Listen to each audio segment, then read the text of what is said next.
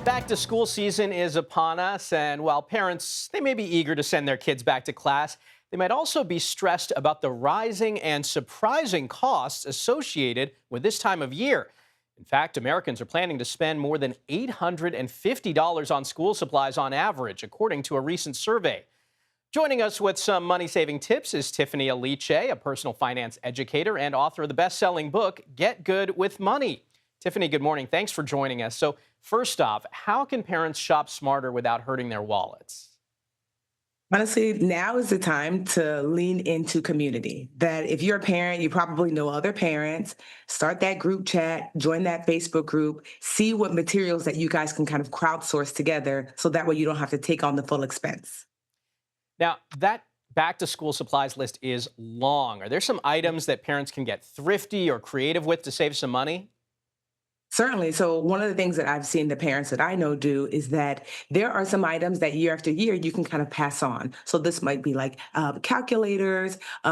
These might be like not notebooks, but binders, book bags. And so you can free cycle those things by joining your local community parent groups to see, does anyone have those things available? It's like the hand-me-downs, but hand-me-downs for the whole neighborhood. That's one of the things you can do. Now, Tiffany, are there some like off-season opportunities for parents to stock up on supplies for the future, kind of get ahead of the game?